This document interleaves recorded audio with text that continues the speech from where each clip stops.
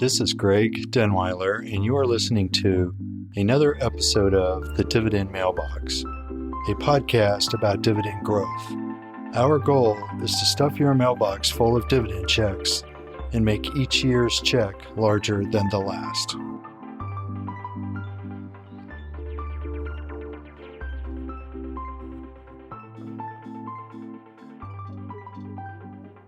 Welcome to the 17th episode of the Dividend Mailbox. In this episode, we're going to go through a dilemma, and it's one of our positions that we currently own, and we've owned it for a long time. So the dilemma becomes, what happens when things aren't going quite as planned? And then we're going to look at one that we actually sold. They're all different. The situations are constantly evolving. There's no clear answer, right or wrong, as to exactly how you deal with something.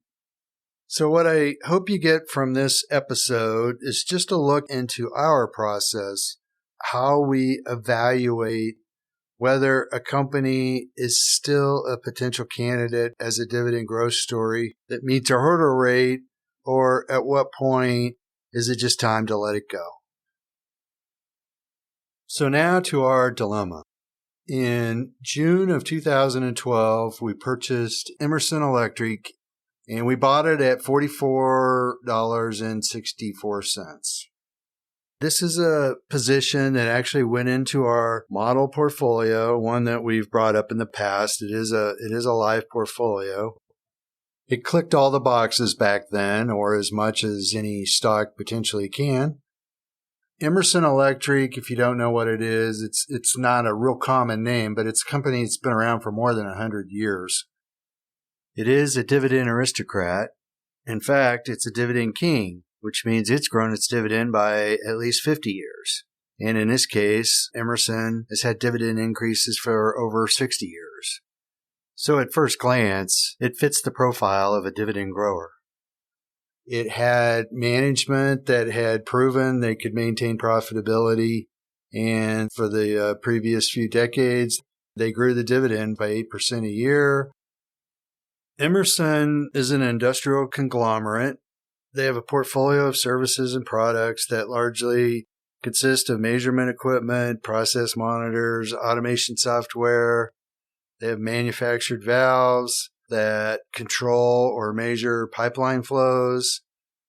They've concentrated in the oil and gas, power, renewable, chemical, commercial, and residential spaces. They also, up until just recently, they owned InSinkErator, which is a pretty popular garbage disposal, but they've just divested that. We like to try to keep the portfolios diversified as much as we can, having presence in the major sectors. So it checked the industrial box.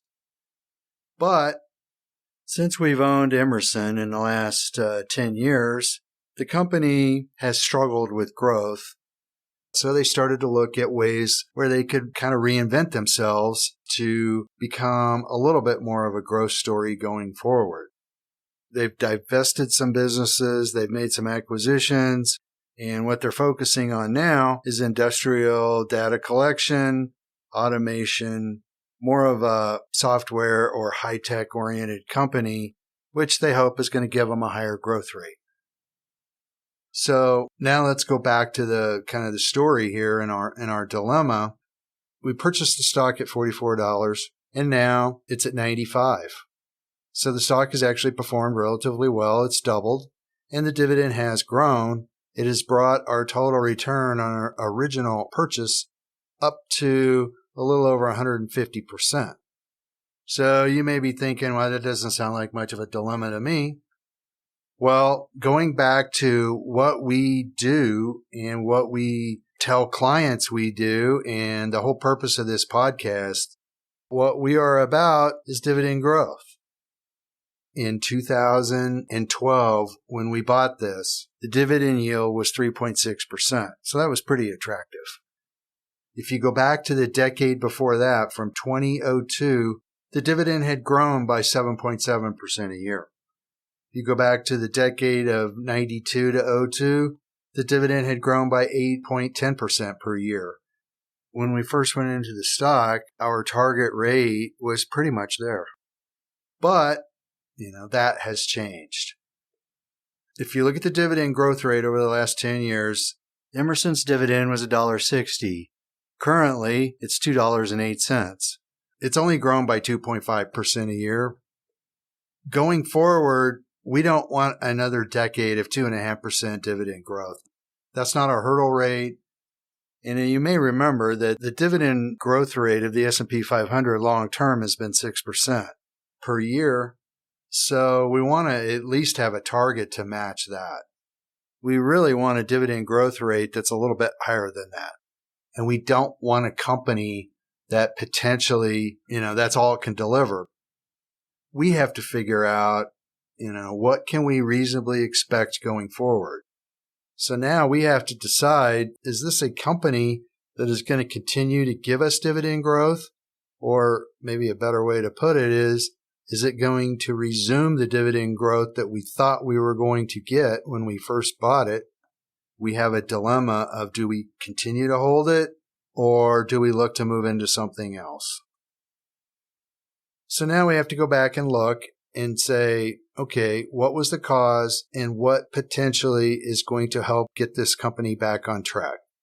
And one of the things that you look at to see if there's a problem potentially going forward is the dividend payout ratio. And historically, they have averaged about 50% since 1990. And currently, the dividend payout ratio is 51%. If you don't recall, if a company earns $1 and they pay out 50 cents, then they have a 50% payout. So right now, the payout ratio is basically within the norm. So we don't really need anything to change much there.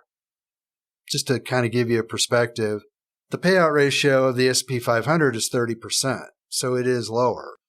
But you have to remember, a lot of those companies are either higher growth or some of them don't even pay dividends, so that pulls down the average. But you can't just take one number. You have to take the individual company and look at what it's historically done and what you think it's going to do in the future. And every situation has a little bit different twist to it. In regards to Emerson, they're basically about where they've been for the last several decades. And more mature companies do tend to pay out a little bit more. So we don't really have a problem there. On the earnings per share front, where we're looking at earnings growth, ultimately, you have to have earnings growth if you're going to get dividend growth. That's always the story. These companies, we're not buying dividends. We're really buying earnings growth, and then they pay you a dividend. Well, in the last 10 years, earnings have grown by about 5% a year. In the last 37 years, they've grown by 6.1%. Earnings growth has slowed down, but this company's gone through two transitions where they really moved their portfolio around, trying to get growth back into their portfolio. And it's to the point where since 2016, they have acquired 19 different businesses and sold off 6 different businesses. Some of the stuff that they have liquidated or at least sold major portions of represent a fairly substantial part of revenue, in some cases 25% or more. And they've made another acquisition to replace it. So what they're trying to do now is to get their earnings rate up so that if they grow earnings by more than 5% a year and their payout ratio stays at roughly 50%, then that means their dividend is going to grow by more than 5% a year. So that's the target of what Emerson's trying to do as far as restructuring their portfolio.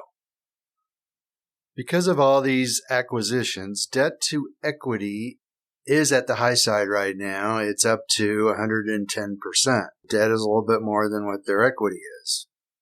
Looking at the long-term average of 60%, at first glance, that looks like a possible warning flag, but since they do have some businesses that they're going to sell that have closed after the balance sheet of 9/30/2022, they're going to end up with net cash. And right now, it's about $8 billion. And we just have to see what acquisitions they make going forward. It's yet to be determined how that number shakes out. But right now, we're just on hold and we don't see a problem here. The important thing And especially for companies that are in transition as far as acquiring or selling off businesses, you have to look at the quality of earnings. Companies can grow earnings, but the big issue is how do they do it?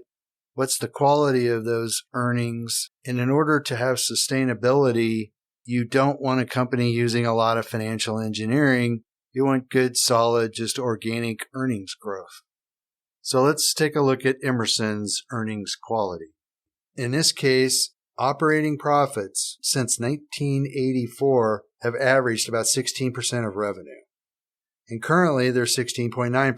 So the company is profitable and they don't really have an issue there. If you look at profitability from a standpoint of their asset base, return on invested capital since 1990 has averaged not quite 14%, a little less than that. In the last 10 years, it's averaged 13.75%. Currently, return on invested capital is 13%, down slightly, but on an incremental basis, since 2005, return on invested capital has been not quite 13%. And a simple description for that, this gets kind of technical, but the short version is you've got the core business, and then you've got what the business grows by and how many assets they have to put on the balance sheet to grow the business. So basically, it's just that the growth part of the business has also earned roughly the same as what the core business has done. The incremental return on invested capital is a little bit lower than the long-term average or the current rate, but it's close enough. That's what we look for. Here I have to say management has been relatively disciplined in how they've allocated their resources. They've been able to maintain their profitability on their balance sheet, even in light of the transition that they've gone through, which is a really key point to get growth going forward because you don't want your asset base to get diluted. So we've looked at the company, they're profitable, they're maintaining a lot of the ratios that we've looked at. There's nothing that really sticks out that would indicate that, hey, we have an issue here. Can management fix this or are they addressing it? Everything seems to be relatively in line here, but the dividend growth just hasn't been there. So now we look at the quarter that was just released, and the company has openly stated they're going to buy back roughly $2 billion worth of shares, and they're going to pay out $1.2 billion in a dividend. Well, all we have to do is simple math. If you use $90 a share, slightly below where it is, and you divide $2 billion by that, they can buy back about 22 million shares. They have 594 million shares out, so that would leave them with 572 million shares. So at that point, if you divide 1.2 billion by the number of shares outstanding after the buybacks, that leaves you with a dividend of $2.10. Based on the company's guidance, we already know that next year's dividend isn't going to grow much, probably only about 1%. We have a problem. Unfortunately, that keeps them on the dividend aristocrat list, but it doesn't give us the growth that we're looking for. We're not going to own a stock just because it's on the dividend aristocrat list. So the dilemma is this company going to catch up and get back on at least a 5% dividend growth rate? And we really want it higher than that. And we don't really want to see this. If all of a sudden they started dramatically raising the dividend, but they're using debt to do it because that's not sustainable. And that happens frequently. One of the things that really helps to find out, okay, how much does this thing need to transition? In order to get that into perspective and to see if they can give us the 10-year growth, we go back to our simple 10-year dividend growth model where we look at the dividend growing over the next 10 years by 5, 6, 7%. And then that gives us an easy backdoor into what does earnings have to be to get us where we want to go. For those of you who want to see our 10-year simple dividend model, we have included it in the show notes, so it's a little easier to track. We take the current dividend and we grow it by an assumed growth rate. In this case, we're going to use 5%. And if you grow the dividend for Emerson Electric from 208, which is what they're currently paying, that means in 2032, this company needs to pay a dividend of $3.23 to get 5% growth. If you assume that happens, and one thing I want to say is that these numbers are not always smooth. They don't grow at a consistent 5% a year because we already know that the dividend next year is pretty much not going to be $2.18, which is 5% higher. But going back to our example, the dividend grows to $3.23. This gets to be actually relatively simple. If the dividend yield at that point, 10 years from now, is 2.5%, then that means the stock will be trading at $129. We do a simple total return, adding up all the dividends, and then the gain from 95 to 129, that is roughly a 65% return over 10 years. And that does not account compounding, but we want to just keep this simple. Well, that number right there does not meet our threshold of what we really want to see. Our real goal, our target on all of our investments, especially when we go in, and even in this case where we're looking at it for the next 10 years, our target return is a minimum of 100%.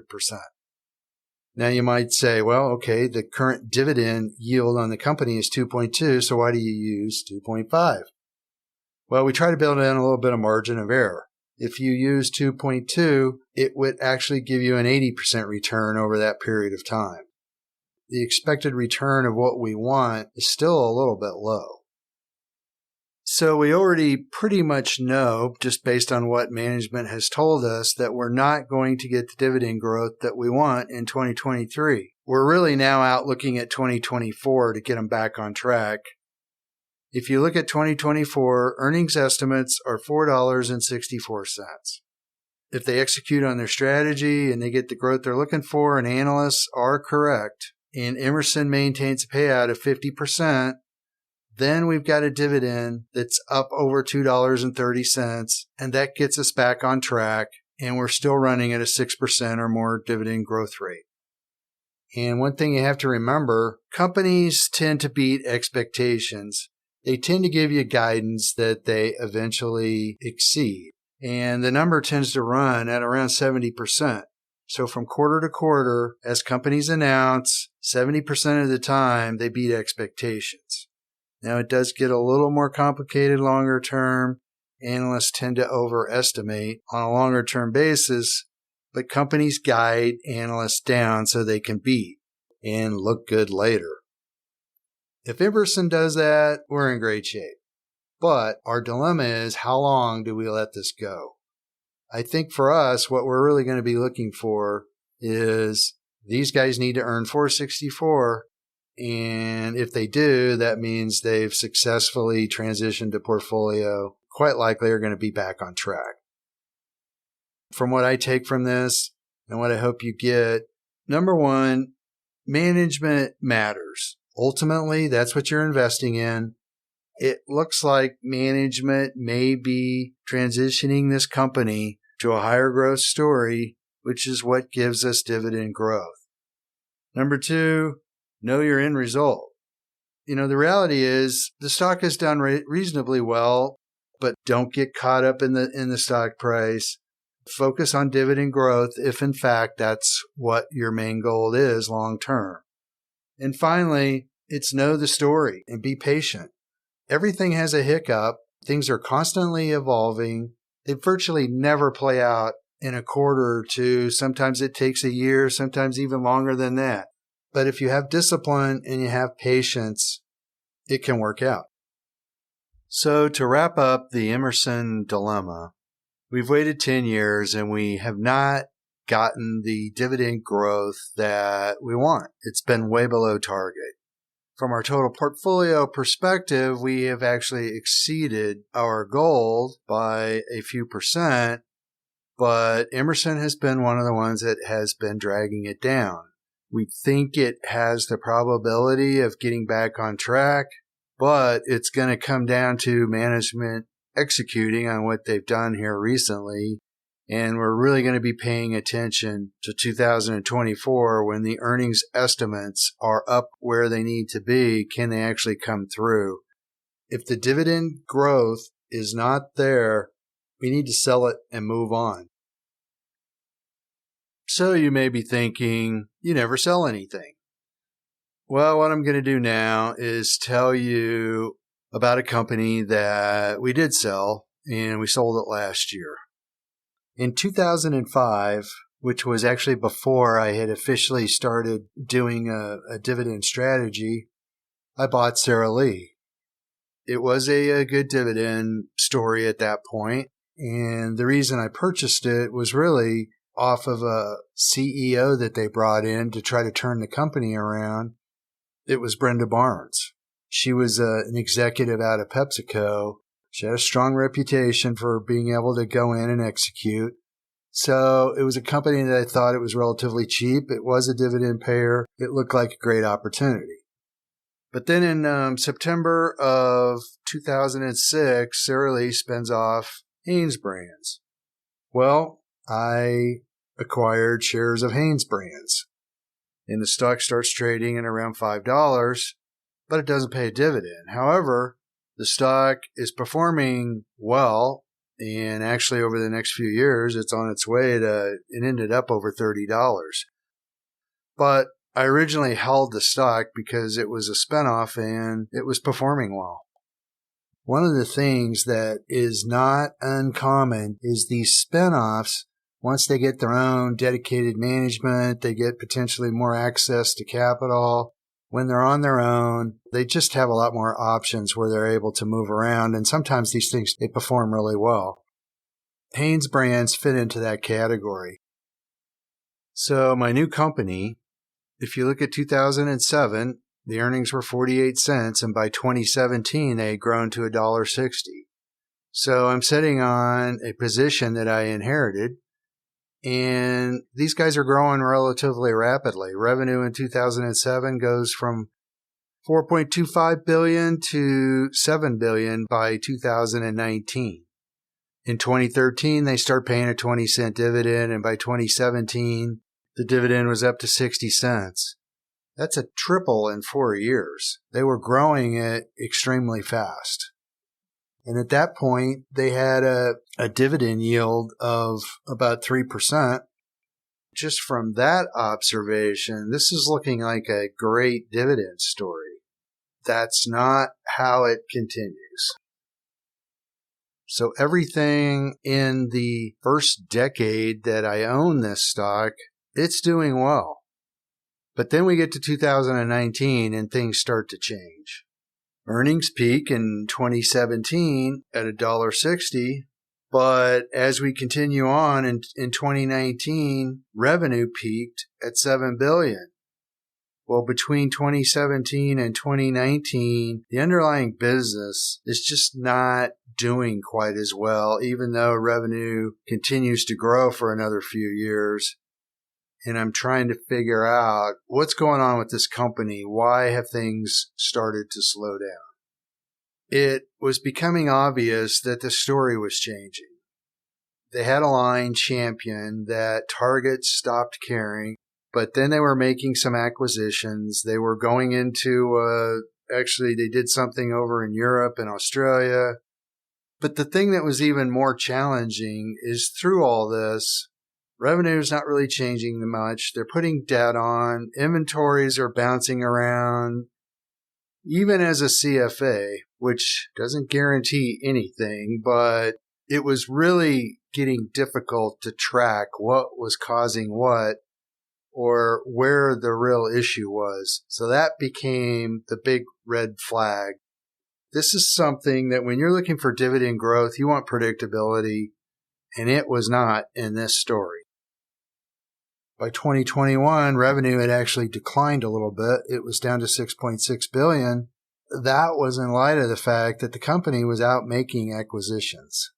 It just didn't seem to translate down to earnings because earnings had peaked at $1.60 in 2017. In 2013, their debt to equity was about 1.7 times. By the time 2021 rolls around, debt had increased over 6 times equity. Again, they weren't getting revenue growth to benefit from it. I'm really starting to question, is this a sustainable dividend? To make the story a little bit more complicated, return on invested capital, which is a number I use a lot. In 2013, the company had about a 9% return. And in 2020, they were still holding at around 9%. So the business was profitable, but the story just wasn't all adding up. It became very clear that the dividend was, at the very best, they were just going to maintain the dividend. Where it was going to grow from was not clear at all. Just didn't see it here. Didn't feel comfortable holding it anymore. Definitely better places where we could put the money, where we feel like we had predictability. By 2021, the stock started to flounder. Stock was trading around $20. It had come down somewhat. And with the 60-cent dividend, that was a dividend yield of 3%.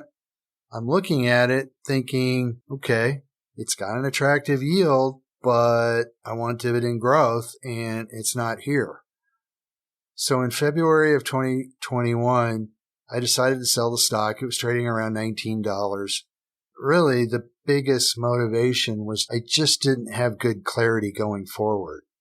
And here, I would just emphasize that the difference between something like this and an Emerson's got a lot of pieces of the puzzle that all fit together. It's just that management needs to execute. We do see a path towards dividend growth. Well, in Haynes, the promises kind of kept coming and the execution never showed up. The proof is, and trust me, this is far from a perfect science, but in this case, it's a good thing I sold it because now the stock is down around $8. After 2017, the dividend was never increased again, but they still are paying that 60-cent dividend. So this thing has become a very high-yielding company. But I would not buy Haynes now expecting to get 8% going forward. So, to wrap up the podcast, Emerson's a story that has a dividend. They've been growing it, but didn't meet the expectations. But we have tightened up our timeline as far as how much leeway are we willing to give these guys and make this a successful piece of our portfolio. You know, selling, another thing that's tough to do, especially when the stocks do go up and you've owned a company for a long time, for a decade or more, in one small way, it sort of becomes part of your identity. Sort of like watching your kid grow up. You watch these companies grow their dividends, grow earnings, and you look on your statement and you see a value that's 2, 3, 4, and you hope you get to a point where it's 10 times what it was. It's kind of like a kid that grows into an adult. It's hard to get rid of a kid, but every story eventually changes. You always have to stay rational about these things. In order to grow wealth, we need cash flow, and we want that cash flow to grow.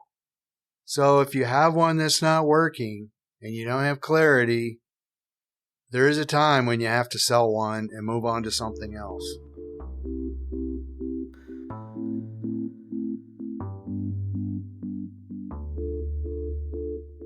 If you enjoyed today's podcast, please leave us a review and follow us on LinkedIn, Instagram, and Facebook. If you would like more information regarding dividend growth or just our style of investing, go to growmydollar.com.